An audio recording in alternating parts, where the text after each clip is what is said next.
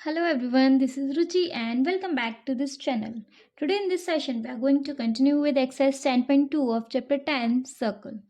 इस वीडियो में हम देखेंगे क्वेश्चन नंबर 11, लेकिन उससे पहले मेरे एक हम्बल रिक्वेस्ट कि अगर आपको मेरा पढ़ाने का तरीका समझ में आए तो आप प्लीज़ मेरी इस वीडियो को लाइक कीजिएगा, मेरे चैनल को सब्सक्राइब कीजिएगा और जिनके लिए भी वीडियो हेल्पफुल आप प्लीज़ उनको इस वीडियो को शेयर कर दीजिएगा। ओके, चलिए देखते हैं।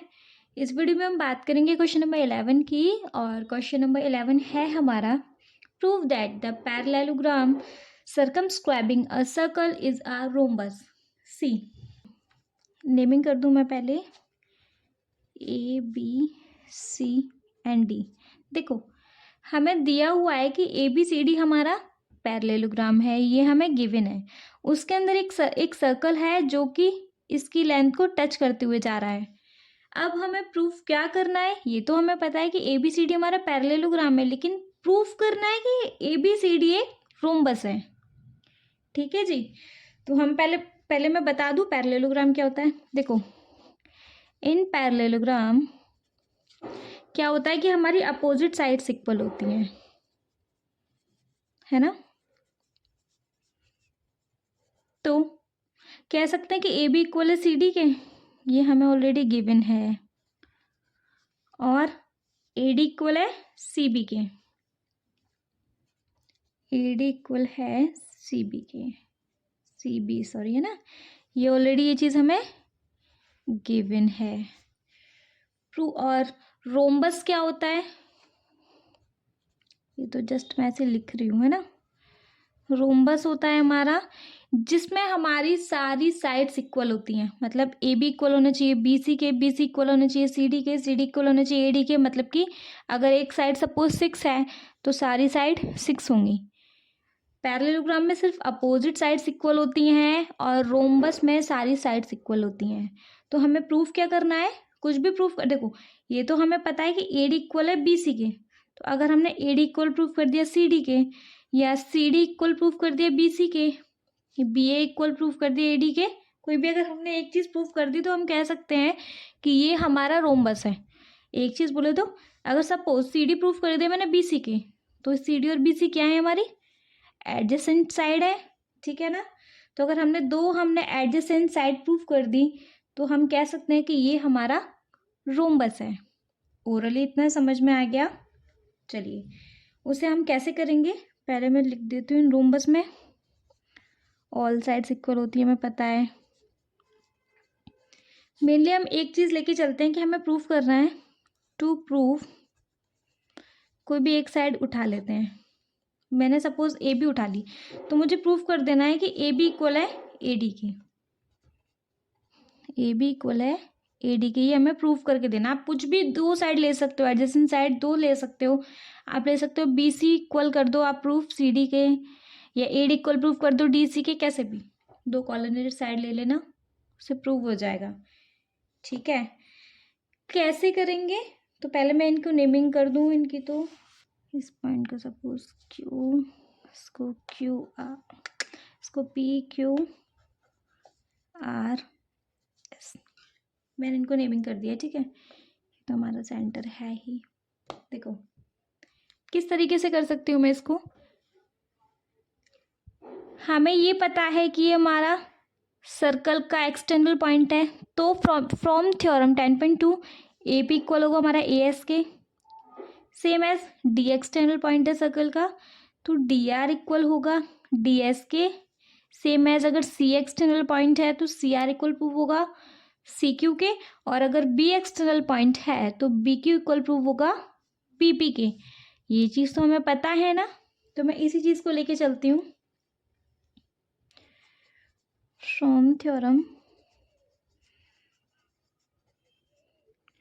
10.2, देखो मैंने अगर एक पॉइंट लिया ए एस, क्वेश्चन इस तरीके का हम पहले भी कर चुके हैं, है ना।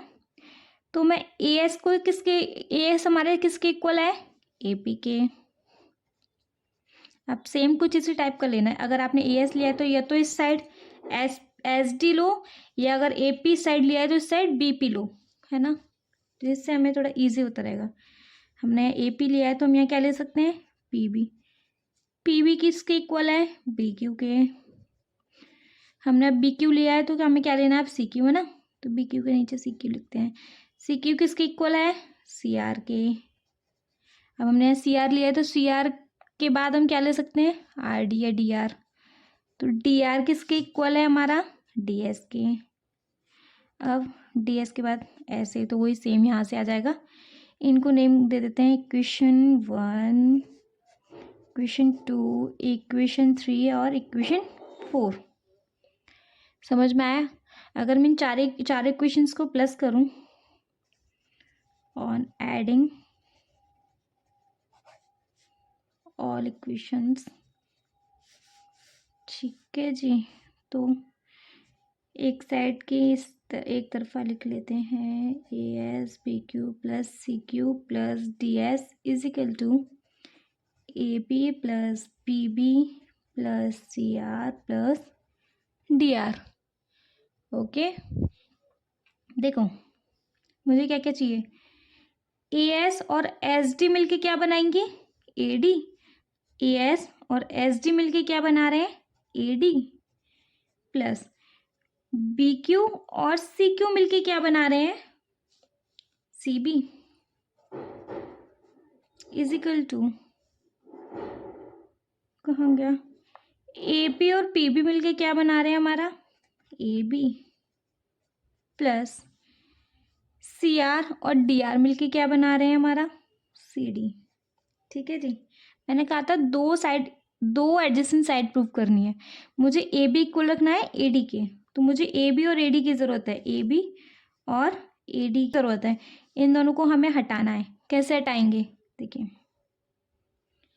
ए डी को एज इट इज़ रख देते हैं, प्लस सी बी इक्वल है ऑलरेडी हमारा ए डी के, तो मैं C B is equal to, C B की जगह मैं ए डी रख दूँ, हमें ए बी की ज़रूरत है, इसे नहीं हटाना। यहाँ सी डी है, हमें ऑलरेडी गिवन है सी डी इक्वल है हमारे ए बी के।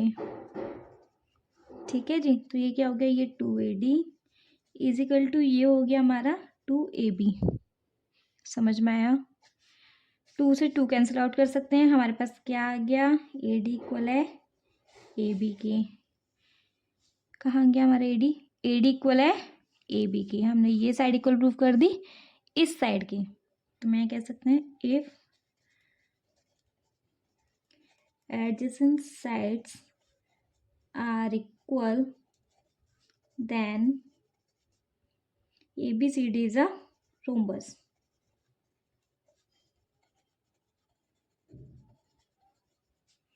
समझ में आया, नहीं आया हो तो आप मुझे कमेंट सेक्शन में कमेंट करके पूछो। ठीक है, अगर नहीं भी पूछना हो तो आप मेरी इस वीडियो को 1 से 2 बार रिपीट मोड पे देखो, क्वेश्चन समझ में आ जाएगा। टफ नहीं है, लेकिन बस प्रैक्टिस की ज़रूरत है। Okay, thank you.